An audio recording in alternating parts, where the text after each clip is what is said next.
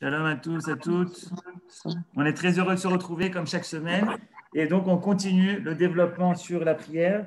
Aujourd'hui, le Rav Ackerman a décidé de rentrer dans le cœur de la prière puisqu'on va parler du schéma, de ses brachot, et on passe à un nouveau monde, au monde de la Beria, l'unité des valeurs. Merci à tous d'être présents, toujours aussi nombreux. Je rappelle qu'on a fait une playlist sur YouTube, donc c'est toujours le même lien. Vous cliquez que j'ai envoyé. Et après, il faut un petit peu de technique. Vous cliquez sur le lien et dessus, vous cliquez en dessous, vous avez tous les cours qui ont été donnés de la série sur Shabbat, les uns à la suite des autres. Ça vous permet donc de rattraper si vous avez manqué un cours. Bonne étude et Toda Rabba au Rav Ackerman. Toda Rabba, shalom lekulam. Shalom. Tov, donc on va commencer par rappeler que c'est Louis Nishmat Michel Joram Malka Afsanenes, et comme vous m'avez demandé aussi de Jeanne Aziza Bat Ranana Venissim pour ce soir. Tov, donc maintenant on peut commencer l'étude. Une toute petite introduction comme d'habitude, et puis après ça on ouvrira la feuille, mais la vérité, j'aurais dû déjà vous le dire avant de commencer. Ce qui est important, c'est aujourd'hui, j'ai pas prévu d'avoir le texte, d'inscrire le texte de la tfila. Si vous voulez bien, de prendre un sidour de tfila avec la prière de Shahari du matin, Ashkenaz, Faradi ou Yéménite, tout va bien. L'essentiel, c'est d'avoir un sidour devant vous. Donc, je vais attendre 1 minute pour donner à chacun le temps de prendre un sidour dans la prière de Shahari du matin 2 semaines. On va pas regarder la semaine prochaine, Bezrat Hashem, on étudiera grâce à ce qu'on aura appris aujourd'hui, ça nous permettra de mieux comprendre le texte de la tfila de Shahari de Shabbat, ce qu'on rajoute le jour du Shabbat dans la tfila. Mais aujourd'hui, justement, pour qu'on puisse avoir sur quoi construire les choses, il faut qu'on étudie de manière générale. Je vais donner un cours d'initiation, on pourrait dire, à la compréhension de cette partie de la tfila qui est celle qui commence au moment de Baruchou, donc après Ishtabach Baruchou, dans la prière de la semaine, et qui arrive jusqu'à la Hamida, c'est-à-dire le Shema et les différentes bénédictions du Shema. Donc j'imagine que vous arrivez tous à trouver ce texte dans votre sidour habituel, et on va pouvoir donc commencer à étudier. Alors comme vous vous souvenez, on va reprendre à partir de la structure que les Mekoubalim nous ont donnée de la prière, qui est le fait que la prière se divise en 4 parties jusqu'à la Hamida. Après, c'est les mêmes parties, mais en descente. Ça, on ne l'a jamais appris encore. C'est-à-dire Atzilut, Beria, Yetzira, Asiya. De nouveau, dans le 2, le texte que vous avez ici, jusqu'à Baruch She'amar, on est dans la Asiya. Jusqu'à Baruchou, Psuké des Imra, on est dans la Yetzira. Et tout ce qu'on a étudié jusqu'à aujourd'hui sur les prières de Shabbat, c'était dessus, sur la Asiya et la Yetzira. Le Shema et les bénédictions du Shema, c'est la Bria. J'ai marqué en français, donc Bria, c'est le mot création. Ici, vous l'avez en hébreu, à cet endroit-là. Et la Hamida, elle est dans la Hatzilut. Alors, quand on arrivera à la Hamida, Bezrat Hashem, je ferai la même chose. C'est-à-dire que je vous donnerai une introduction, en tout cas un petit peu plus élargie, sur ce que signifie cette idée de Hatzilut et aussi comment est-ce que c'est lié avec la prière, avec la tfila. Comme je vous ai dit, dans tous les cours, personne n'aurait pu l'inventer, c'est-à-dire que ça ne fait pas partie des sciences déductives. Ce n'est pas en regardant le texte de la prière qu'on saura que la prière est dans la Bria, c'est en apprenant par tradition ce que nos sages nous ont enseigné, que la prière est construite de cette manière, que lorsqu'on observe la tfila, on peut trouver le sens de notre prière, c'est-à-dire que ça nous donne un plus de comprendre ce qu'on est en train de dire grâce au fait qu'on sait où on est. Comme je vous disais, c'est comme quelqu'un qui se promènerait, qui fait un tioul. Il paraît qu'à Midreshet Yehuda, on fait beaucoup de tioulim. En tout cas, j'ai vu. En tout cas, quand quelqu'un il fait un tioul, s'il sait où il est, à ce moment-là, il peut profiter, ça amplifie sa possibilité de profiter du paysage. Là, c'est la même chose. Si on sait où on est dans la tfila, si on connaît la carte un petit peu et on sait où on est, ça nous permet de mieux prier. Alors, je vous ai donné aujourd'hui quelques indications, mais Bezrat Hashem, je pense que chacun de vous, en connaissance de cause, c'est-à-dire en connaissant cette chose-là, pourra lui-même trouver d'autres dimensions de cette chose-là dans la tfila de ce qu'on appelle tfilat hayotzer. Il ne faut pas se tromper.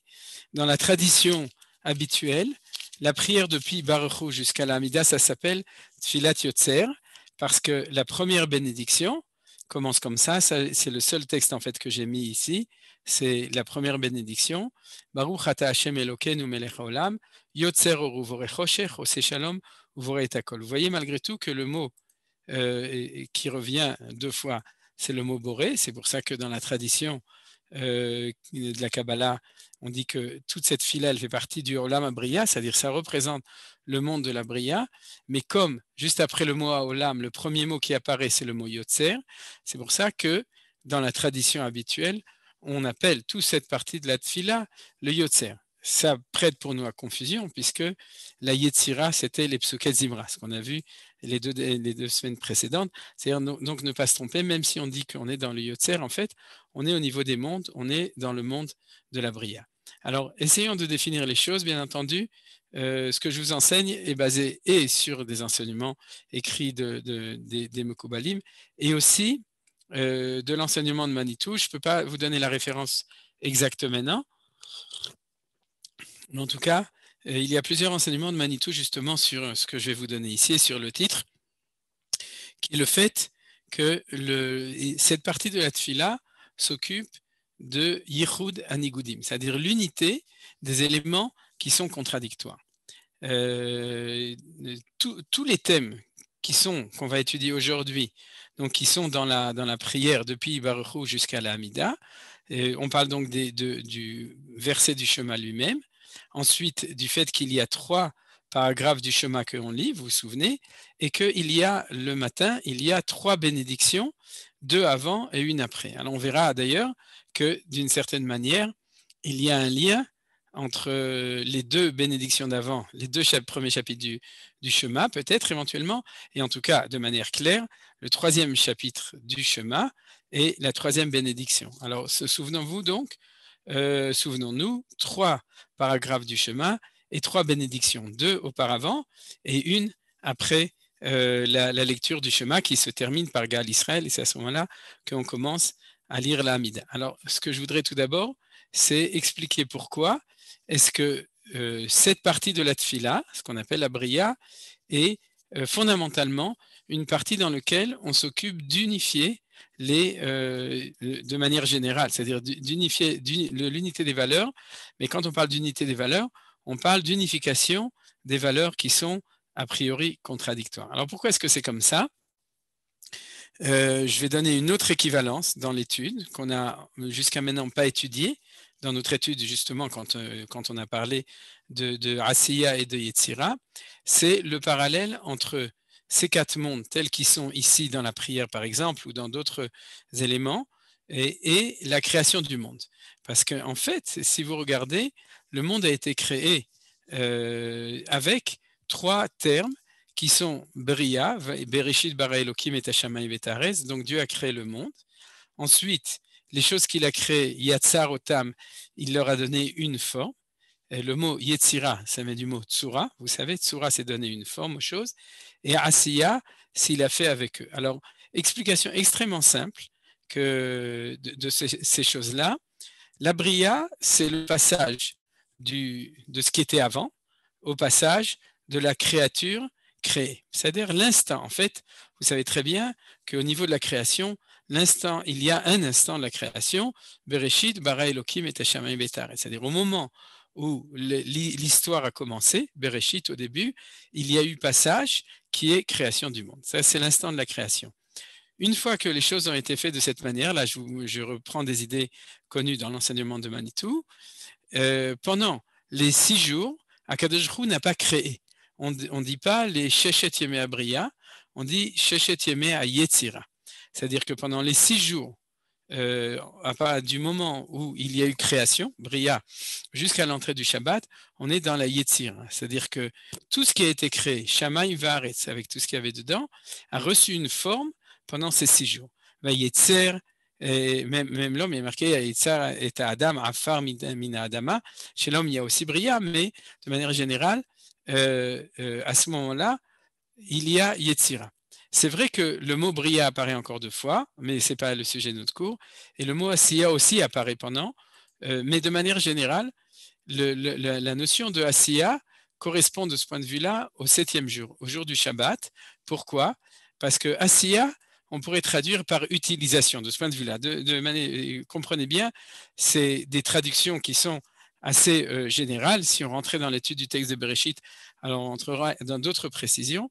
Mais on pourrait dire comme ça, Atzilut, c'est le temps qui a précédé, Bria, l'instant de la création, Yetzira, la formation du monde, c'est-à-dire la manière dont les choses ont été formées, Tsira, Tsura, c'est une forme, donc la formation du monde à partir de la création, et Asiya, utilisation du monde. Ta'asiya, vous savez, c'est l'industrie, c'est-à-dire le fait que le monde a été créé pour que l'homme le fasse marcher. Et c'est ce qui est marqué à la fin du Kiddush, Asher bara Elohim, la asot. C'est-à-dire que ce que Dieu a créé, la asot, c'est pas pour que lui fasse, c'est pour nous donner à nous la possibilité de le faire, de l'utiliser, de le parfaire, de le construire, etc. Ça, c'est la notion de Asiya. Voilà. Donc, dans cette lecture des choses, qui est une lecture bien entendu différente de celle qu'on a vue jusqu'à maintenant, puisque jusqu'à maintenant, on avait traduit ça avec des parallèles avec la prière. Dans cette lecture des choses, l'instant qui lie ce qu'il y a, on pourrait dire, le Hatzilut, ça on le verra, c'est-à-dire ce qui précède le monde, c'est pas le néant, pour nous, c'est pas le néant, c'est l'infinité divine. C'est important. Parce que c'est vrai, et ça de nouveau, je vous ramène à des enseignements de Manitou extrêmement importants, c'est vrai que le monde en tant que monde de matière a été créé ex nihilo au moment de la Bria. Mais ça ne veut pas dire qu'avant la création du monde, il n'y avait rien. Il n'y avait rien au niveau de la matière, mais il y avait tout au niveau du Ensof, c'est-à-dire au niveau de la présence de Dieu, de Akadosh Baruch Hu. Au contraire, avant la création du monde, on pourrait dire que l'infinité de Akadosh Baruch Hu remplissait tout ce qui est possible. C'est-à-dire, alors je fais attention à mes mots, mais il faut savoir c'est comme ça qu'on lit les choses, c'est-à-dire quand on parle de Hatzilut, on parle de quelque chose qui précède l'instant de la création, et donc qui est du côté de la divinité, je pourrais dire absolue, il faut faire attention comment on dit les choses, mais de manière générale, donc de l'infinité, l'infini de la présence, de l'existence de Dieu, de Akadosh Baruch Hu. Donc, l'instant de Bria, on pourrait dire, c'est le point qui fait le lien entre l'infini, entre le fini, entre le créateur et entre la créature. C'est-à-dire, c'est un instant, j'ai insisté sur le fait qu'au niveau de la création, c'est un instant, c'est un point, c'est le point de liaison entre les deux valeurs. On pourrait dire, si on parlait de deux valeurs complémentaires, mais en même temps contradictoires de tout, c'est le créateur et la créature. En Lashon HaKodesh, Boré, Venivra. C'est-à-dire, à Boré Yitbarach, à Kadosh Hu qui est le créateur, et la créature, ce qui fait pour nous le point de liaison absolue et impossible d'ailleurs à comprendre, puisque c'est un passage qui pour nous n'est pas, on n'a pas les clés pour le comprendre, mais c'est le point de liaison entre les deux valeurs dans lesquelles notre existence se réalise, la créature par rapport au créateur. Et c'est la raison pour laquelle je vous explique ce qu'on a vu maintenant, c'est que la prière, quand on arrive dans le temps de prière qui s'appelle le temps de la Bria, on va s'occuper de faire l'unité de toutes les valeurs qui se trouvent devant nous. Alors vous me direz pourquoi est-ce que c'est important au niveau de la prière. C'est important au niveau de la prière, je pense qu'il y a sûrement beaucoup d'explications. Tout d'abord, parce que ça nous permet de s'élever et de s'élever, c'est-à-dire que de dépasser cela pour arriver en fin de compte, quand on sera dans la prière de la Hamida, à une proximité de Akadosh Baruch Hu, c'est-à-dire de s'élever à un niveau qui est bien au-dessus. Vous comprenez? C'est-à-dire, bien entendu, quand on est dans la Hamida, on n'est pas sorti de la créature, on est toujours dans la créature. Mais sans doute que ça nous permet malgré tout d'arriver à un niveau supérieur. Il faut quelque chose qui nous propulse. Et de ce point de vue-là, c'est de s'occuper de réunir toutes les valeurs qu'il y a dans le monde. Vous savez, ça c'est la phrase essentielle de Manitou, c'est que l'idée de Hachem Echad, c'est-à-dire quand on dit le Shema, c'est non pas que Dieu est unique, mais que Akadosh Baruch Hu est le principe unificateur de toutes les valeurs qu'il y a dans le monde. Donc la Hardout, c'est l'unité et non pas l'unicité. le fait qu'il est unique. Donc, pour pouvoir arriver à une véritable prière, se mettre l'ifne Hashem, d'alifnemi atomet, c'est-à-dire arriver à l'amida, il faut faire un travail en soi-même d'unifier les choses. Je voudrais rajouter un point qui est important et qui d'ailleurs va se dégager de l'étude qu'on fait maintenant, c'est que dans cette idée d'unifier, il y a des niveaux qui sont importants pour pouvoir prier de manière générale. Si vous voulez, il y a le côté connaissance, c'est-à-dire, et on va le voir tout de suite, la connaissance de l'unification des différents phénomènes qu'il y a dans le monde. C'est un peu ce que le Midrash nous raconte sur Avraham Avinu, qui est arrivé au monothéisme en se rendant compte que le soleil et la lune, le soleil avait rendez-vous avec la lune justement, et que du coup, ils étaient réunifiés. Au début, ils voyaient ça de manière dichotomique, et ensuite. Alors ça, c'est une unification des valeurs, on pourrait dire, au niveau de l'esprit, au niveau de la science, etc. Il y a un niveau au niveau de la émouna, c'est-à-dire la question du bien et du mal, par exemple. Comment est-ce qu'il y a dans le monde et du bien et du mal? Et si on veut pouvoir prier à Kadosh Baruch Hu, en fait, il faut faire un petit peu tous les jours, il faut se faire de l'ordre dans la tête. C'est-à-dire que les gens qui n'ont pas, qui ont par exemple ce sentiment terrible, je dirais que c'est beaucoup plus fort que les sentiments de dichotomie au niveau intellectuel ou au niveau scientifique, mais au niveau des questions d'ordre moral et d'ordre spirituel sur le bien et le mal et sur des questions comme ça, souvent empêchent les gens de prier. Sincèrement, quand vous parlez avec des gens qui disent « moi, j'arrive pas à prier » ou « je prie pas » ou « je veux pas prier », c'est pas tellement parce qu'ils ont des problèmes sur les astres, hein, ça leur pose pas tellement de problèmes, c'est pas l'astrologie qui leur pose des problèmes, c'est plutôt la compréhension des phénomènes contradictoires qu'il y a dans le monde. Entre le bien et le mal, je pense ça comme exemple essentiel. Et puis, il y a aussi le côté existentiel, c'est-à-dire à l'intérieur de soi. Par exemple, on a des sentiments contradictoires à l'intérieur de soi. On peut avoir des sentiments de colère, des sentiments de joie, des sentiments etc.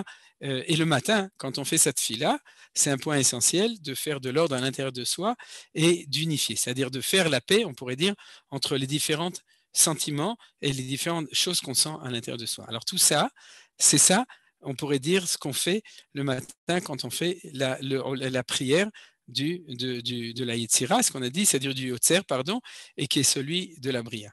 Alors je vais commencer par l'essentiel. Vous pouvez ouvrir votre Sidour sur le premier pasuk du Shema. Là, j'imagine que ceux qui n'ont pas de Sidurim sont quand même Soudarim parce que vous connaissez. Et donc le summum, si vous voulez, de tous les Yichudim, ce qu'on appelle Yichudim, c'est unification des valeurs, c'est bien sûr, c'est le mantra du peuple juif, c'est la phrase Shema Israël, Hashem Elokeinu, Hashem Echad. Alors, et c'est évidemment le fait que on va ensuite le subdiviser, comme on va le voir maintenant, dans tous les niveaux dont on a parlé, mais le summum, c'est de dire Hashem, Akadosh Baruch Hu, il est celui qui unifie tout. Vous savez que dans les kavanot simples, on dit que quand on dit le dalet, il faut être marich bedalet. Vous savez ça. C'est-à-dire que quand on dit le dalet d'Echad, il faut le prononcer, il faut prolonger la prononciation du dalet et penser que Akadosh Baruch Hu, il est en haut, en bas et dans les 4 directions cardinales. Donc ça, c'est une pensée simple, une pensée géographique qui permet aux gens de comprendre l'unité de Akadosh Baruch Hu, le fait qu'il est partout et le fait qu'il est en haut, en bas. C'est un peu comme dans le Lula, vous vous souvenez, en haut, en bas et dans les 4 directions. Si vous me demandez comment est-ce qu'on arrive à prononcer le dalet et de le prolonger, la réponse est très simple, il faut le prononcer comme les Yéménites qui le prononcent comme le the anglais, c'est-à-dire il faut dire Hashem Echav, et à ce moment-là, vous pouvez prononcer le dalet, Barichut et Marich Bedalet, c'est on peut le prononcer plus long. Mais en tout cas, c'est ça qu'on dit quand on dit Hashem Echad. Il y a un tout petit yichud de plus que je voudrais vous signaler. Comment est-ce qu'on lit la phrase Shema Israël, Hashem Elokeinu, Hashem Echad. On a l'habitude de la lire comme ça. Mais on peut la lire un tout petit peu différemment. Shema Israël, donc écoute Israël, Hashem Elokeinu, Hashem. C'est-à-dire que Hashem est d'un côté, c'est Chesed, Elokeinu, c'est Din, Elohim, c'est Din, et l'unité entre les deux, c'est le troisième Hashem qui fait la synthèse, qu'on appelle la Tiferet, entre celui qui est Chesed, le premier Hashem, et le Elohim qui est après. Donc c'est une autre manière de lire le pasuk, Shema Israël, virgule, Hashem Elokeinu Hashem, et du coup on peut dire c'est vraiment Echad, c'est unifié, puisque on a fait l'union entre une valeur de droite et une valeur de gauche, entre celle qui est Shem Havaya, vous l'avez déjà appris avec moi ou autre part, que le nom, le tétragramme, le nom Yud Kei Vav Kei, c'est le côté Chesed, et Elohim, c'est le côté de Din. D'ailleurs, quand on dit Elokeinu, on doit penser les Kabel Alav, Ol, Malchut Shamaim. C'est de recevoir sur soi le joug divin. Alors, le joug avec un G à la fin, c'est-à-dire que c'est pas qu'on joue avec Akadosh Baruch Hu, c'est qu'on baisse la tête pour recevoir le Ol. Ol, c'est un joug. Et vous comprenez qu'on le dit sur Eloheinu, c'est-à-dire qu'il est notre Dieu dans le sens où il est celui qui nous ordonne, qui est le juge. Elohim, c'est un juge, c'est-à-dire c'est celui qui est dans la rigueur. Hachem, c'est qu'on pense à Dieu en tant que valeur de miséricorde, et Elohim, c'est dans la valeur de justice. Donc Hachem Elokeinu, il est celui qui est juge pour nous, qui nous juge, qui nous donne la loi, etc. Et quand on unifie les deux, Hachem et Elokeinu, à ce moment-là, on peut répéter de nouveau le nom de Hachem, qui est celui de Tiferet, de Emet, et à ce moment-là, on va dire aussi, souvenez-vous que toujours Tiferet, l'harmonie, c'est aussi Emet, on en parle dans les Shurim en ce moment de Parashat Shavua, et à ce moment-là, on peut dire Echad, à un autre niveau que celui où on parlait de haut en bas et des quatre directions, c'est-à-dire on parle sur quelque chose qui est beaucoup plus haut déjà, c'est sur les valeurs de la manière dont Akadosh Baruch Hu dirige son monde. On va d'ailleurs le retrouver à la fin du Shema, parce qu'à la fin du Shema, vous vous souvenez comment est-ce qu'on finit? Ani, je suis. Et comment je suis, c'est quoi? Hachem, Elokechem, Emet. Vous vous souvenez, hein? Alors, Emet, c'est quoi Emet? On l'a dit. Emet, c'est la valeur du milieu. C'est la tiferet, c'est l'harmonie. Donc, on dit je suis qui? Hachem, Elokechem, Dieu Havaya, Yud Kei Vav Kei, Elokechem, votre Dieu, Emet, et la vérité, c'est la ligne médiane. C'est pour ça que la Gemara dit que le mot Emet est aussi Minatora. C'est-à-dire que quand on finit le Shema, bien que ce mot n'est pas marqué dans la Torah, c'est-à-dire dans le Shema de la Torah, est marqué Ani Hashem Lokechem, et ensuite on passe à autre chose, mais dans la lecture de Shema, on a l'obligation de dire Emet. Dans la journée Emet Veyatsiv, dans la nuit Emet Ve'emuna, mais on doit toujours dire Ani Hashem Elokechem Emet. Par exemple, Nafkamina, l'importance pour ça, une personne qui fait le Shema sans lire les brachot, tout simplement, ou bien parce qu'il est pressé, ou parce qu'il ne veut pas dire, ou bien parce qu'il n'est pas obligé, les femmes ne sont pas obligées de dire toutes les brachot, etc. Alors il faut toujours dire aussi le mot Emet. Ani Hashem Elokechem, Asher Hotzeti Etrem Eret Mitzrayim, Liot Lachem Elokim, Ani Hashem Elokechem, et on rajoute le mot Emet, même si on s'arrête là dans la lecture des brachot. Donc voilà, on a vu que à l'ouverture du chemin et à la fin du chemin, on a une affirmation très claire et très forte de l'unité. Alors maintenant, on va rentrer dans les brachot. Donc je vous invite à retourner en arrière dans votre sidour personnel et de passer juste après Baruch Hu à la première bracha.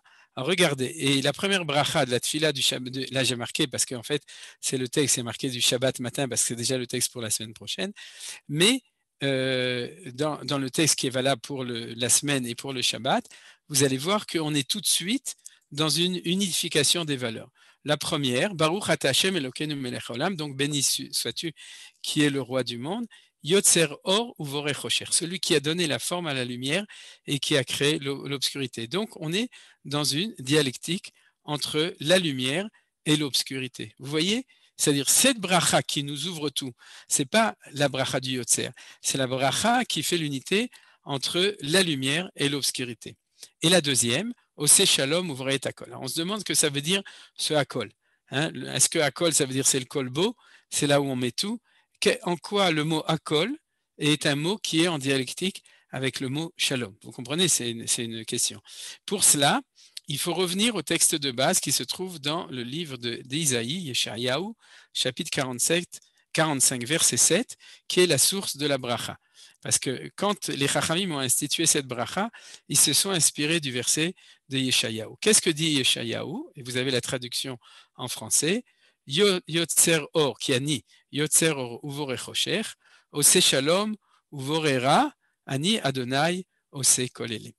C'est-à-dire que normalement, dans la bracha, c'est ainsi que la Gemara le dit, on aurait dû dire Yotzer or uvore chosher, ose shalom uvore ra, pour reprendre la forme, vous voyez, du verset dans Yeshayahu. C'est comme ça qu'on devrait dire. Alors pourquoi on ne le dit pas? Vous avez compris pourquoi? Parce que les Juifs, ils n'aiment pas dire de gros mots. Ils n'aiment pas dire le mot ra. Oui, c'est pas bien de dire le mot rat, ni rat des villes, ni rat des champs, ni ratatouille, il n'y a pas de rat chez nous. C'est-à-dire que les Chachamim ont fait, quand ils ont institué la bénédiction, ce qu'on appelle un tikkun lashon, c'est-à-dire qu'ils ont transformé le langage pour que nous ne prononcions pas le mot rat. Mais tout le monde sait, c'est-à-dire tout le monde, tous les gens qui savent la référence dans le verset de Yeshayahu, tout le monde sait que quand on dit le mot hakol, en fait, on parle du mot ra. C'est-à-dire dans le sens où shalom, c'est les choses qui sont en harmonie, c'est-à-dire, et hakol, c'est quand tout est mélangé. C'est-à-dire quand c'est le contraire du shalom, quand les choses y sont, et à ce moment-là, c'est une manière, c'est une forme de dire, c'est hakol, c'est la notion du mal qui est dedans, à l'intérieur de ce mot hakol, c'est-à-dire le melting pot, tout ensemble, etc. Il n'y a pas d'ordre, du bien, du mal, etc. Tout est ensemble, tout est mélangé, et à ce moment-là, apparaît ici la présence du mal. La vérité, c'est que les Chachamim n'ont pas inventé ce mot, puisqu'il se trouve à la fin du verset. Vous voyez, il y a marqué Ani Hashem Yotzero V'Rechosher Ose Shalom Uverera. Comme vous voyez, c'est évident qu'il y a une comparaison entre le Or et le Shalom, et le Chosher et le Ra. Ani Hashem Ose Kol Ele. Et le mot Kol apparaît ici. Donc, ce mot étakol, il a aussi été pris de la fin du verset, mais malgré tout, c'est ça qui est important.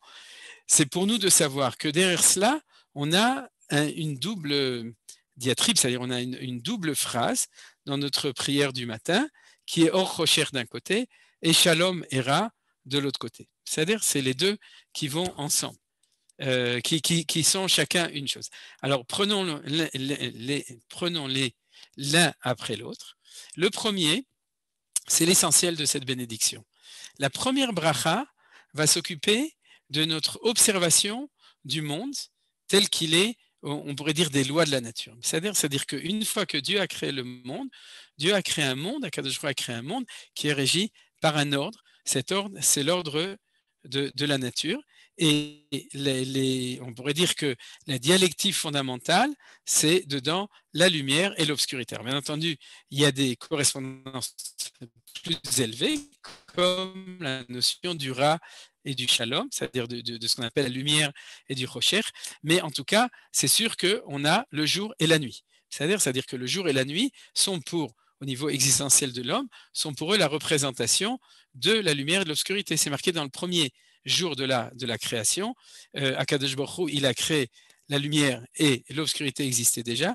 Vayomer Elohim Yeyor Vayor, Vaikra Elohim la Or Yom Vela Chosher Karalayla, Vayere Vaiboker Yom Echad. C'est-à-dire que Dieu a mis la lumière dans le jour et a mis l'obscurité dans la nuit.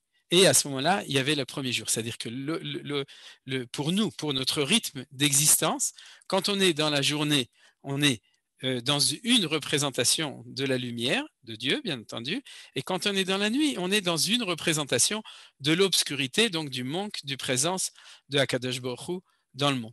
Mais c'est la représentation immédiate, et c'est effectivement de celle-là qu'on parle quand on fait la bracha.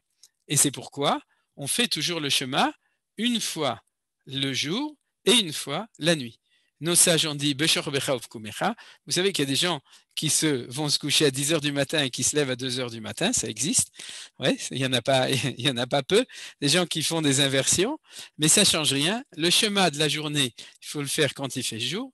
Et le Shema de la nuit, il faut le faire quand il fait nuit. Bien que la Torah a dit quand tu te lèves au lever et au coucher, mais ils nous ont fixé le temps du lever et le temps du coucher. C'est-à-dire le temps du coucher, c'est la nuit, et le temps du lever, c'est le jour. La preuve, c'est que quand on fait Tfilat Arvit, on le fait en ce moment à 5h ou à 4h30, à 5h de l'après-midi. La plupart des gens ne sont pas encore en train de se coucher puisqu'ils savent qu'à 6h, il va y avoir un shiur sur la Tfila. Donc, ils ne vont pas se coucher à 5h du matin, à 5h de l'après-midi après Tfilat Arvit. C'est-à-dire ils ne vont pas si vite que ça. Et il y a encore. Mais ceci dit, on fait quand même le schéma de Uvshur Becha quand tu vas te coucher à ce moment-là, parce que beaucoup plus fondamentalement, on est dans un rythme du jour et de la nuit. C'est-à-dire le rythme du jour et de la nuit, et on doit unifier les deux, parce que si on ne l'unifie pas, le monde de la nature tel qu'on le voit ne nous invite pas à l'unification des valeurs. Au contraire, il nous invite au moins à la dualité, si ce n'est à la multiplication des valeurs. C'est-à-dire que le monde est tellement multiple, le monde est tellement riche de diversité que arriver de par le monde à l'unité de Dieu, c'est pas du tout évident. C'est ce que je vous ai dit à propos du Midrash sur Avraham Avinu. Alors Avraham Avinu l'a fait, mais jusqu'à Avraham Avinu, personne ne l'avait fait. Et jusqu'à aujourd'hui, en général, il n'y a pas de généralité, mais l'homme qui observe la nature n'arrive pas a priori à l'unité.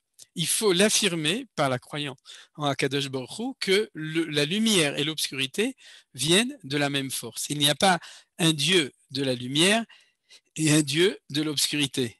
Les forces de la lumière et les forces des ténèbres. C'est-à-dire que ce dualisme, c'est la vision naturelle des choses.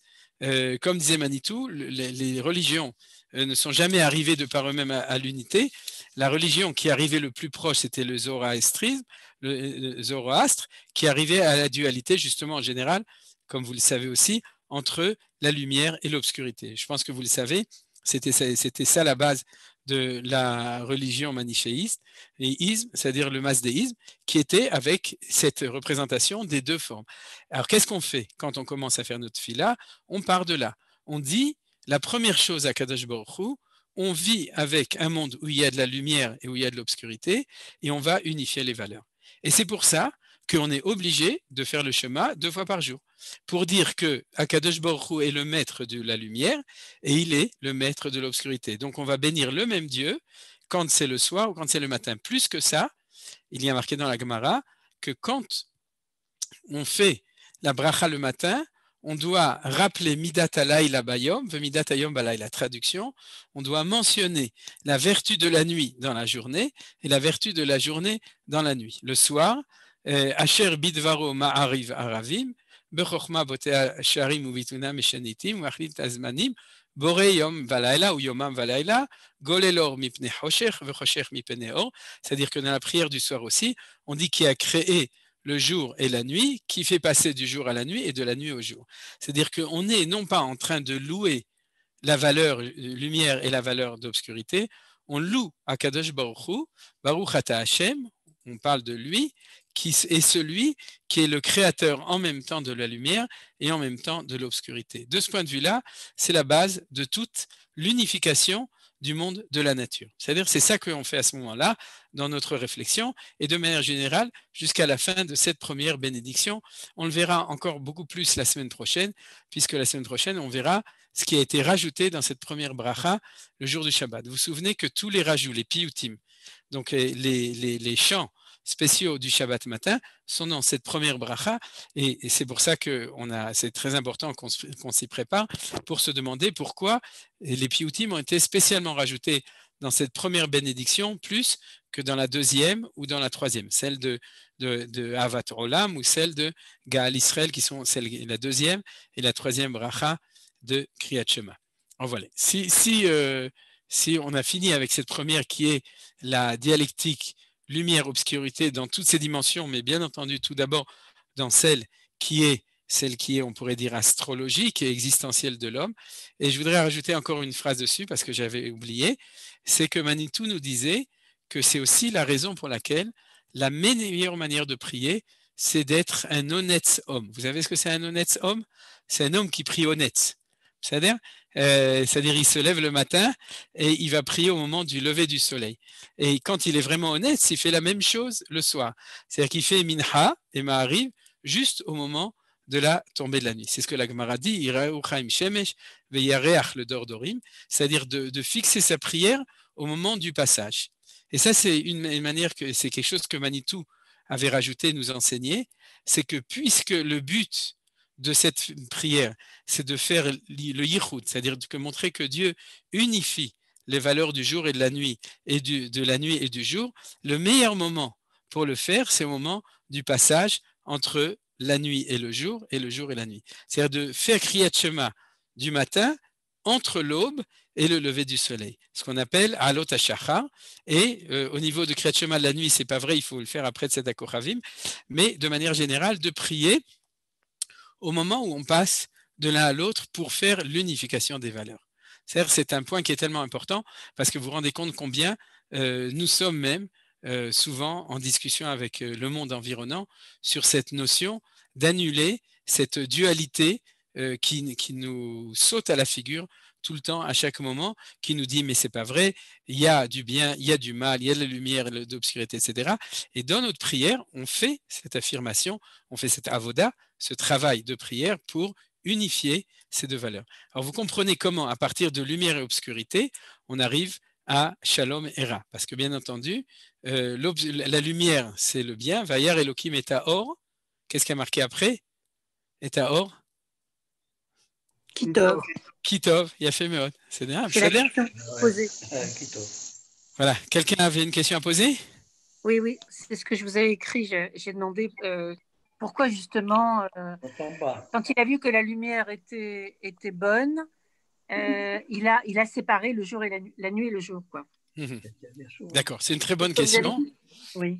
C'est une très bonne question. C'est-à-dire la question de Suzy Batsheva, c'est ça? Oui. C'est ce qui a marqué.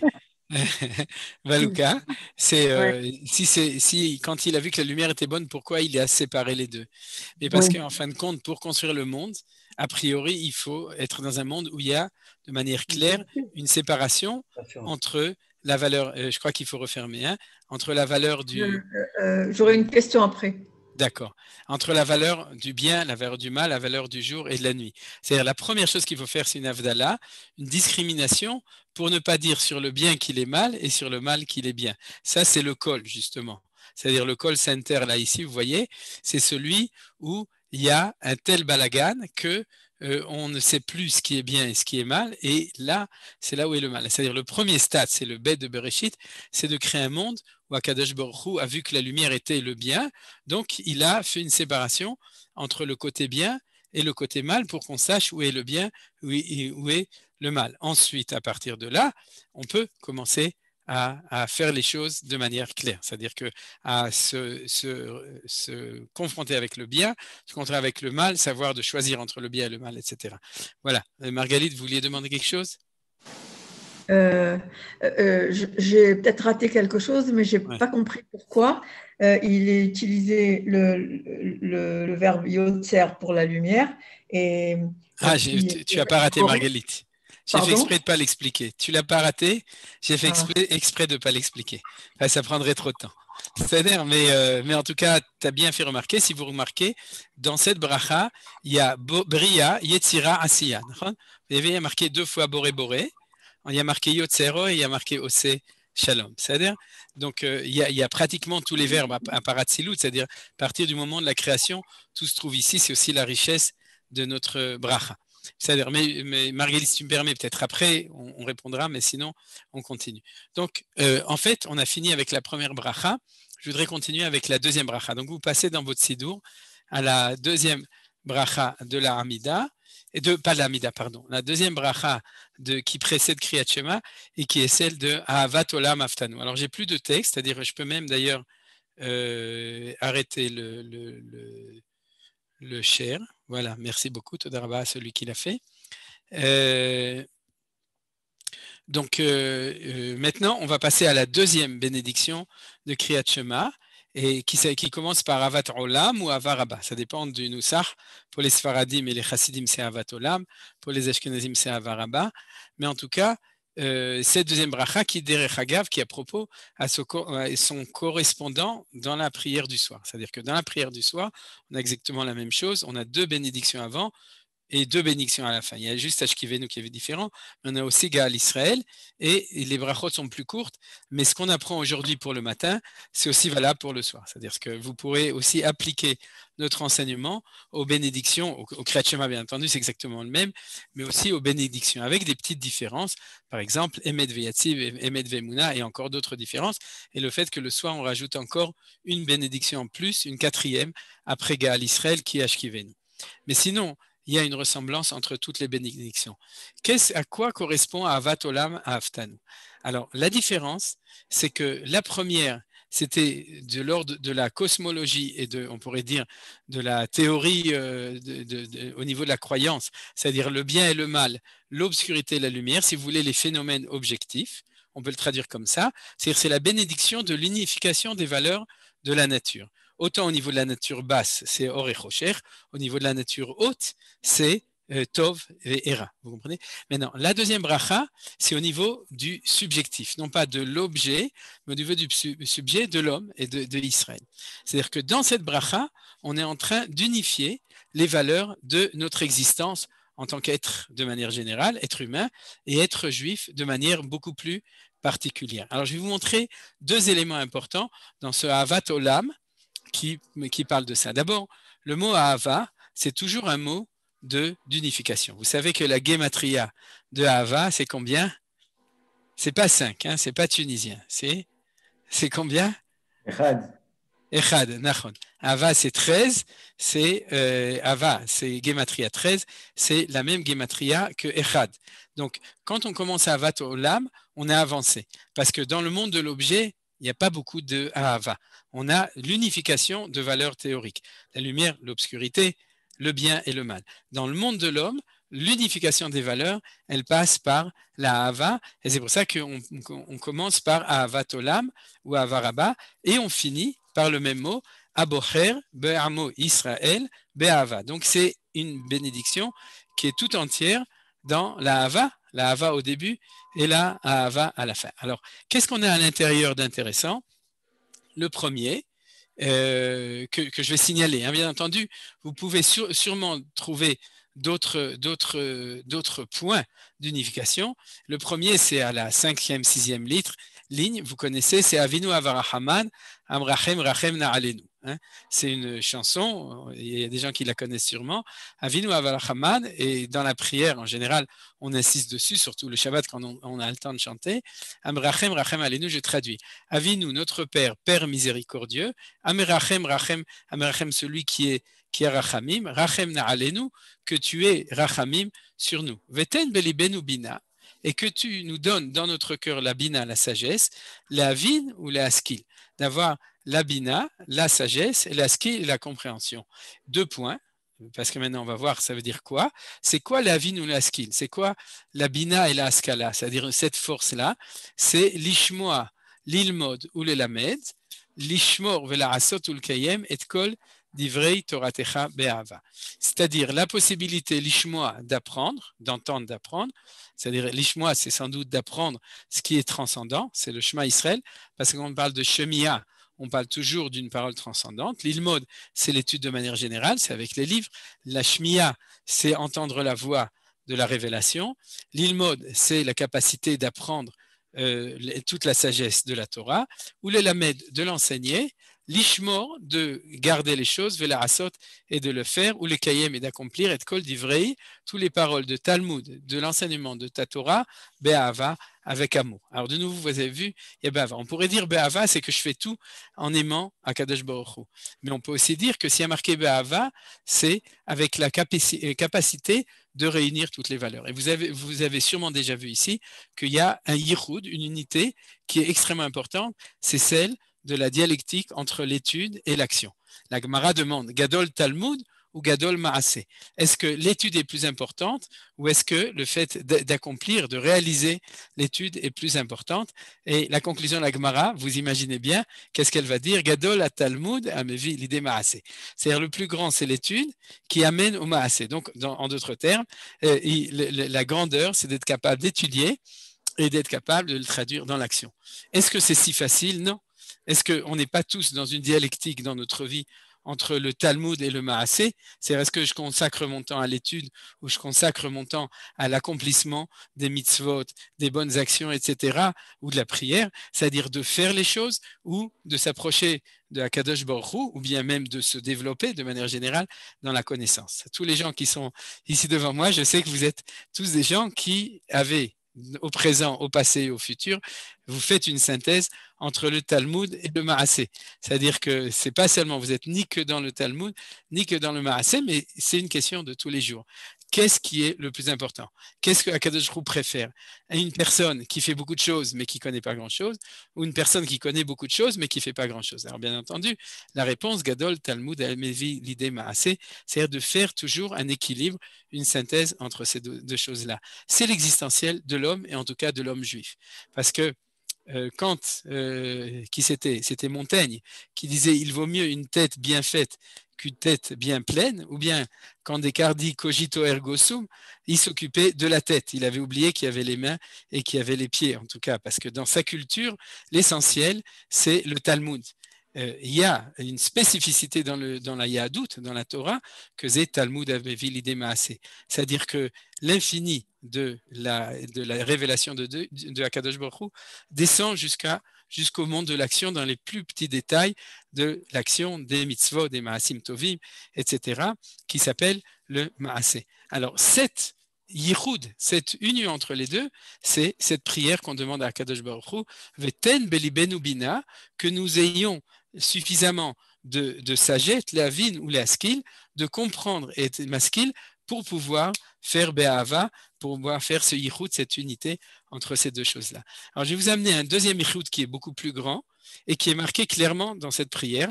Donc, j'imagine qu'une partie de vous l'avez déjà vu. Après, vous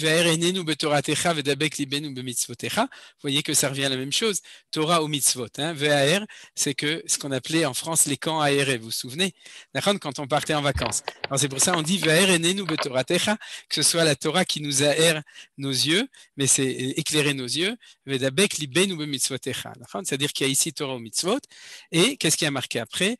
C'est-à-dire qu'il y a marqué clairement l'idée du yichud. Il y a marqué ici, fait qu'il y ait yichud dans notre cœur. Et où est-ce qu'on voit que dans le cœur, il y a la place pour deux? Parce que v'yached, il n'y a pas marqué v'yached libenu. Est-ce que chez les Sfaradim on dit v'yached libenu? On dit v'yached levavenu. Toda Rabbi Yosef. Pourquoi levavenu? Quand on dit levav, de quoi on parle? Des deux côtés. Yetzer Tov, Yetzer Hara, comme il y a marqué. Des deux côtés, c'est-à-dire dans le cœur, il y a de la place pour les deux. Donc, il y a une autre unité, pas seulement Yetzer Tov, Yetzer Hara, c'est la Hava ou l'Ira, l'amour et la crainte de Akadosh Baruch Hu. La notion de positif, de l'élan d'amour, et la notion de crainte qui est le fait de se retenir, de ne pas faire des choses qui ne sont pas bien. Hava ve'ira, c'est le plus grand yichud, la plus grande unité dans notre recherche disons, de relation vis-à-vis de Akadosh Baruch Hu. Il n'y a pas seulement une mitzvah d'aimer Dieu, il n'y a pas seulement une mitzvah de craindre Dieu, il y a aussi une obligation de veyached levavenu, d'arriver à vivre en même temps avec cette notion de hava et de ira. Vous voyez qu'on est ici complètement, et c'est marqué, c'est l'endroit dans toutes les brachot du Kriyat Shema où c'est marqué de manière la plus flagrante, on est complètement dans cette unification entre les deux. À propos de celle de l'étude et de l'action, elle est en même temps liée aussi, c'est ce que je vous ai dit, avec les deux premiers passages du Shema. Puisque la Gemara demande, deux explications elle donne, je vais donner que la première, c'est la Mishnah qui dit, pourquoi lisons-nous tout d'abord le premier passage du Shema et ensuite le deuxième, pour être d'abord Mekabel Ol Malchut Shamayim et ensuite Ol Mitzvot. C'est-à-dire, traduction, pour tout d'abord se lier avec Akadosh Baruch Hu au niveau spirituel, Ol Malchut Shamayim, c'est-à-dire cette relation, il n'y a pas que le Ol, il n'y a pas que le Jou, puis qu'il y a aussi Ve'afta et Hashem Elokecha, il y a l'amour, il y a tout, et il y a l'unité de Dieu, la croyance en Dieu, c'est le premier passage du Shema. Dans le premier passage du Shema, on ne nous parle pas de faire des mitzvot, on nous parle d'une relation spirituelle avec Akadosh Baruch Hu. Et dans le deuxième passage du Shema, on parle d'une relation active, de faire des choses. Okay? Le Aved Hashem ou le Ovdo, c'est-à-dire le servir, c'est-à-dire d'accomplir, de réaliser. Donc, vous voyez que cette parole dont on a parlé dans Avat Olam, c'est une préparation au Yichud entre le premier et le deuxième paragraphe du Shema. Ah, c'est ça que je voulais dire. Alors, on va avoir un dernier Yichud avant de passer à la dernière bracha, c'est le fait que nous finissons cette bracha avec Baruch Ata Hashem, béni sois-tu, regardez, c'est la fin de la bracha, Abocher be'amo Israël be'ava, celui qui a choisi son peuple juif, be'ava. Et qu'est-ce qu'on dit après? Shema Israël, Hashem Elokeinu, Hashem Echad. Et qu'est-ce qu'on dit tout de suite après? Ve'afta et Adonai Elohecha, bechol levavcha uvchol nefshecha uvchol modecha. C'est-à-dire que nous, quand on était au Talmud Torah, on nous a toujours enseigné qu'on a une obligation d'aimer Dieu. Puis c'est marqué, Ve'afta et Hashem Elokecha. Mais quand on lit les choses comme il faut, on lit différemment. On n'a pas d'obligation. On a une déclaration a priori que Akadosh Baruch Hu nous aime, on fait l'unité des valeurs Hashem Echad, et donc en retour tout de suite après, on dit, puisque tu nous aimes, nous aussi, on t'aime. Vous avez compris comment est-ce qu'on lit les choses? Abocher be'amo Israël be'ava, on le bénit du fait, on ne le bénit pas du fait qu'il nous fait quelque chose ou qu'il a fait quelque chose. On le bénit, c'est une bracha tout à fait exceptionnelle. On le bénit du fait qu'il aime, qu'il a choisi le peuple juif, be'ava, parce qu'il aime le peuple juif. Alors, ce Shema Israël Hashem Elokeinu Hashem Echad qui est au milieu, il y a dedans Israël et il y a Hashem. Et il y a cette unité et il est enveloppé de la Havat Hashem au peuple juif au début et ensuite de Havat Israël à Hashem juste après. C'est comme ça qu'il faut lire ces 3 psukim. Vous avez de nouveau un très beau sandwich, un très beau yichud, et qui est le plus beau, le plus sublime, celui de Havat Israël à Kadosh Baruch Hu et Havat Kadosh Baruch Hu à Israël. Je dirais plus que ça. Pour être capable d'aimer Akadosh Baruch Hu, les Juifs n'ont pas dit tout d'abord tu l'aimes et ensuite on va voir si tu fais une déclaration d'amour. Ils ont dit tout d'abord déclaration d'amour de Akadosh Baruch Hu au peuple juif et après on peut te demander de dire c'est-à-dire que c'est comme on dit tout d'abord Akadosh Baruch Hu vient vers nous et nous dit je vous aime et ensuite il peut nous demander aussi une déclaration d'amour de notre côté. Vous voyez, l'ordre aussi des choses est très très beau et très important. Alors on est dans un yichud et on va donc terminer cette étude des yichudim avec la dernière bracha de Kriyat Shema. Donc vous êtes invités à sauter tout Kriyat Shema et à passer à la dernière bracha qui est Emet Veyatziv. Ani Hashem Lokechem Emet. Alors c'est quoi la troisième? Je vois que le temps est fini, mais on va quand même terminer assez vite les choses. Premier, la nature et les idées, le monde de la nature, le monde des idées, première bracha. Deuxième bracha, le monde de l'expérience spirituelle du peuple juif, mais au niveau, on pourrait dire, de l'individu de chacun, c'est-à-dire notre être spirituel, notre expérience spirituelle est plus que spirituelle, puisque aussi les Torah ou mitzvot. Et le troisième, c'est la réalisation de ça au niveau de la nation du peuple juif dans l'histoire, et c'est ce qu'on appelle Gal Israël, c'est-à-dire la dialectique Galut Geoula. Alors vous savez, on en parle souvent, et pratiquement chaque jour on parle de ça. Il y a toujours quelqu'un qui pose une question sur l'obscurité et la lumière dans l'histoire. L'obscurité et la lumière dans l'histoire, c'est la Galut et la Geoula. Et bien, c'est le troisième passage du schéma qui parle de Yetziat Mitzrayim, qui nous mentionne le passage de l'exil à la sortie de l'exil, de la Galoute à la Géoula, et c'est aussi la dernière bracha du Shema. Alors vous voyez qu'ici, il est possible qu'on peut rajouter des choses, mais en fin de compte, on a parcouru avec ces 3 bénédictions qui sont autour du Shema, le Shema avec les passages eux-mêmes. J'ai fait des allusions au fait que dans les passages du Shema eux-mêmes, on avait des valeurs, mais il y a encore énormément de choses dans le Shema, mais tout autour, on a, avec ces 3 bénédictions, on pourrait dire, on a toutes les valeurs qui doivent se réaliser dans la révélation de l'unité au niveau de Akadosh Baruch Hu. Dans le monde en tant que monde de nature, dans le monde qui a été créé, au moment de la Bria, c'est-à-dire quand il était créé, le Or, le Rocher, etc., les premiers versets, et puis au-delà de ça, les vertus au-dessus qui sont le bien et le mal, et Ve'akol. Ensuite, dans l'existence individuelle, dans l'expérience, mais aussi du peuple juif, on pourrait dire de manière permanente, et ensuite, dans le développement de l'histoire, quand on dit tout ça. Et c'est pour ça que dedans, on a à la fin, bon, je crois qu'on va s'arrêter là, puisqu'il y aurait encore des détails à faire remarquer dans cette bracha de Emet Veyatziv, mais vous n'avez qu'à les trouver vous-même. Ce qui est sûr, c'est que le thème général de Emet Veyatziv, on va terminer par cela, c'est que vous avez vu, il y a Ani Hashem Elokechem Emet, c'est-à-dire que la révélation de l'unité est au moment de la sortie d'Égypte.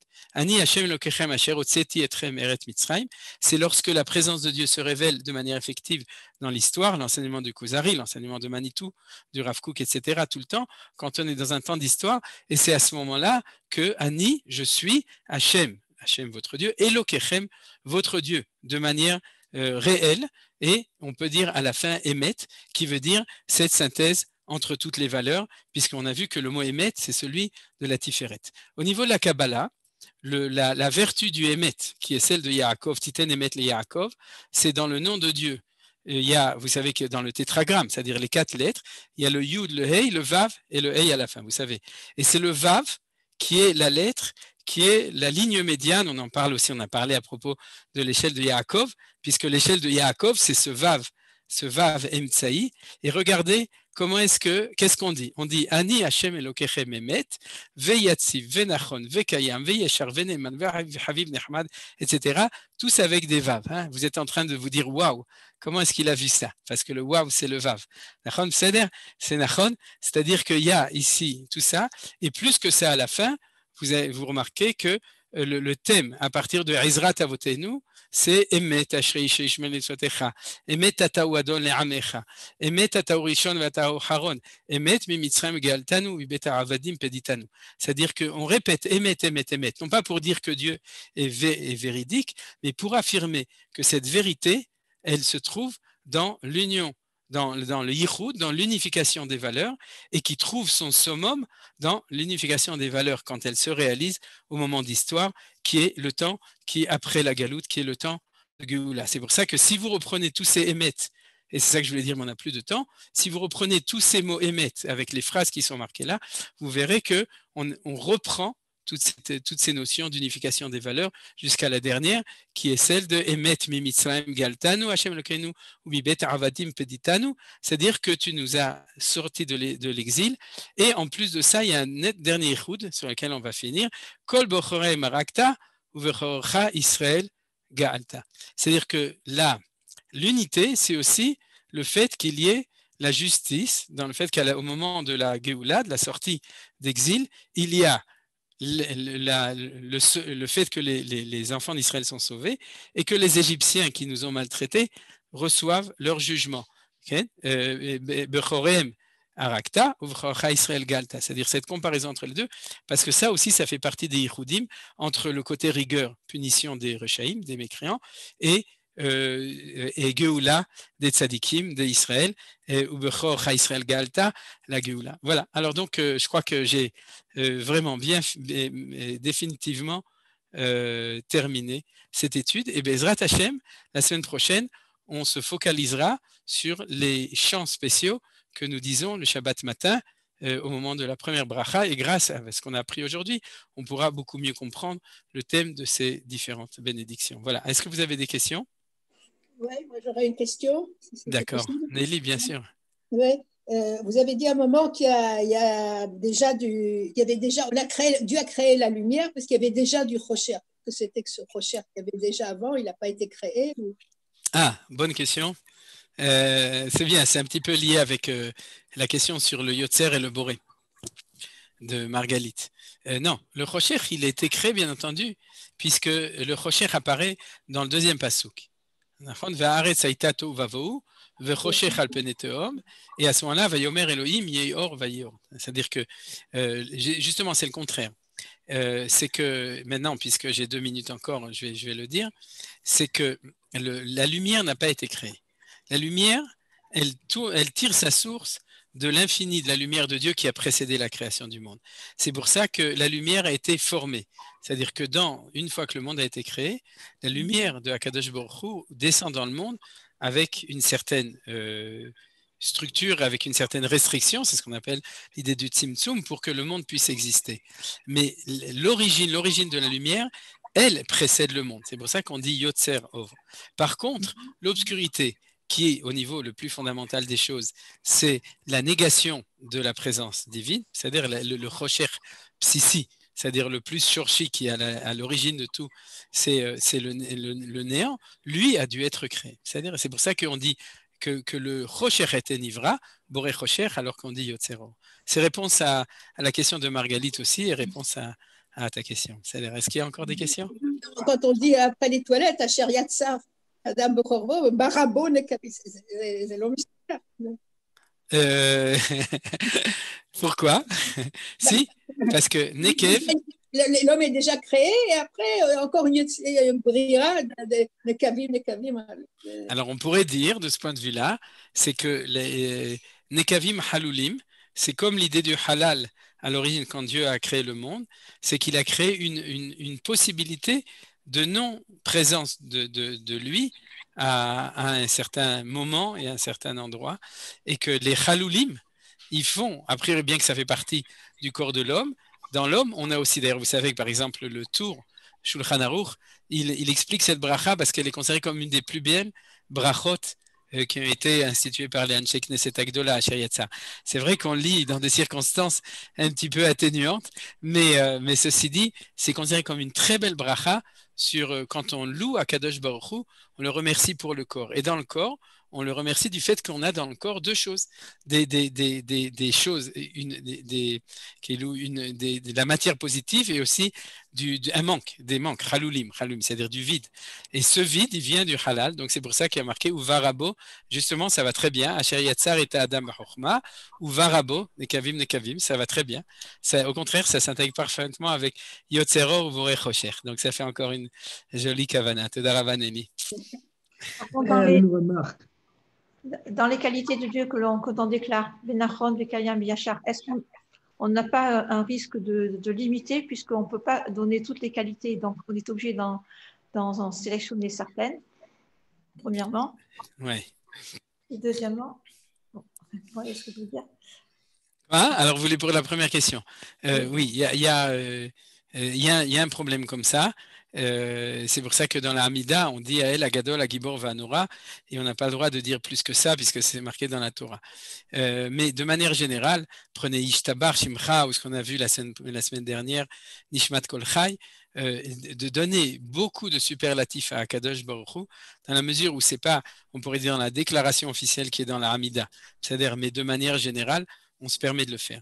Et c'est une réponse simple, mais je pense que c'est la réponse. Ceci dit, il y a un certain nombre ici, mais je ne l'ai pas repris cette fois-ci, il y a un certain nombre de vav, et avec des attributs, il faudrait quand même, si on voulait, on pourrait rentrer pour dans les détails. Mais je ne l'ai jamais étudié, donc ce sera pour le cours dans un an ou deux quand on reprendra le sujet. Je voulais savoir aussi, il me semble que Attends une seconde, Marguerite, parce que chaque vav là ici correspond à une force. Je voulais savoir si vous aviez une idée là-dessus. Non, justement, c'est ça, c'est que j'ai pas encore, j'ai pas approfondi le sujet. Youssef, apparemment, il sait. Vas-y, Bravod. Non, je ne sais pas. On chante les 15 vavim, hein, et on le chante.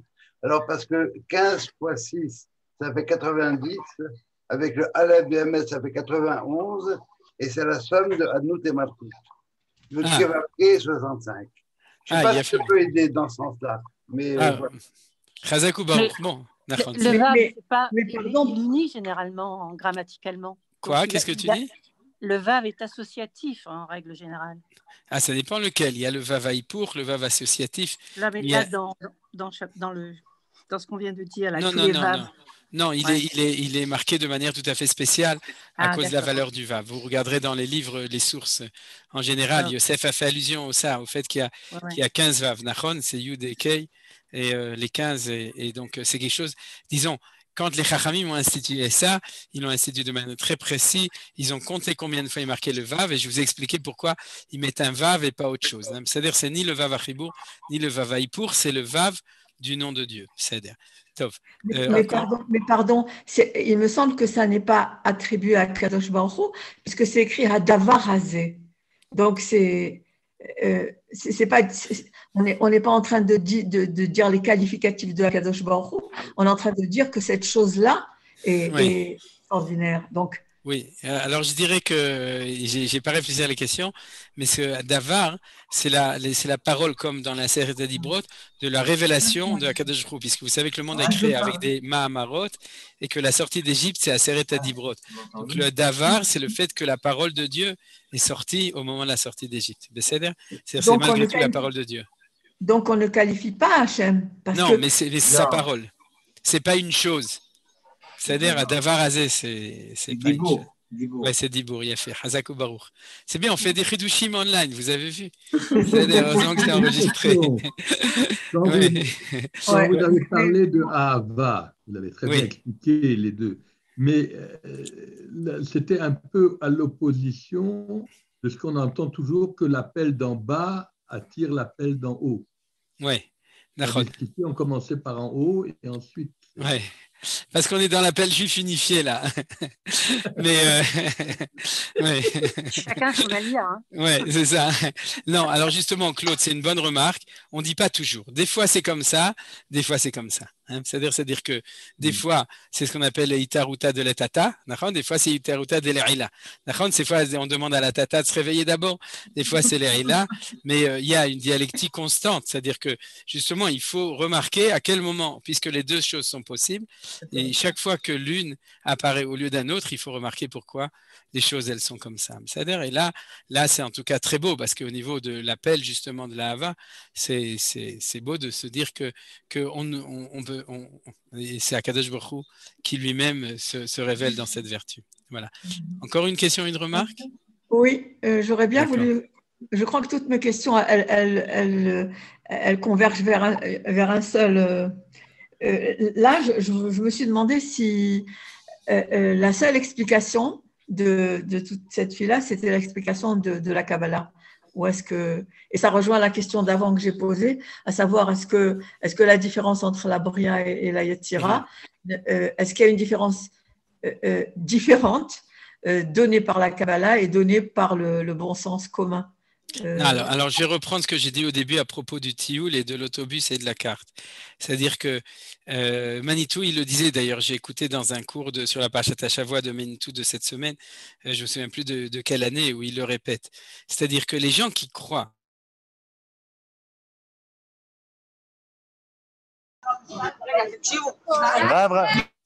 D'accord, alors je continue. Les gens qui croient qu'on peut comprendre le pshat des choses sans commencer par la compréhension de la Kabbalah. Alors Manitou disait le mot pshat, c'est otiyot tipesh. C'est-à-dire, c'est justement dans le cours je crois, de la Parashat Hashavua de cette semaine ou de la semaine dernière, en tout cas, j'ai entendu sur le cours. C'est-à-dire que ça, c'est de la tipshut. Il faut faire attention à ça, parce qu'il y a beaucoup de gens qui se réclament de ça. Non, pour moi, le pshat, etc. Mais si tu as remarqué, dans le cours, on n'a pas fait un cours de Kabbalah. C'est-à-dire qu'une fois que j'ai expliqué une notion, que la notion de Bria, c'est Yichud, l'unité des valeurs, tout ce qu'on a lu, c'était du pshat. Ou bien l'ishmor vela asot, c'est du pshat, c'est pas du tout de la Kabbalah. C'est uniquement de pouvoir recevoir une notion de base qui nous permet de changer ou d'améliorer notre lecture. C'est ça que je veux vous faire, parce qu'une traduction du texte de la prière, vous l'avez, et vous avez sûrement plein de belles idées sur la prière et même d'inspiration spirituelle grâce au pshat. Mais cette manière d'apprendre les choses nous permet de mieux lire le pshat des choses. Voilà, c'est ça le but. C'est-à-dire. Voilà, je crois qu'on va s'arrêter là. Alors, Leitraot à tous, Bezrat Hashem, ou bien à jeudi pour Parashat Hashavua, ou bien la semaine prochaine, Yom Sheni. Yom Sheni Basof. Je pense qu'on fera un shiur sur Hanouka. Hein. Je ne sais pas encore, mais puisqu'il y a une soirée de Hanouka et il y a une soirée avant. Alors, la semaine prochaine, je pense qu'on fera déjà cours sur Hanouka, Bezrat Hashem. Je viens d'y penser maintenant. Kaniré, hein, Bezrat Hashem, et on reprendra donc la tfila de Shabbat après Hanouka. Beseder Tov, Askol Tov et Shalom le Kulam. Toda Rabba Rav Ackerman. On continue avec Georges Spira dans un quart d'heure, pause café.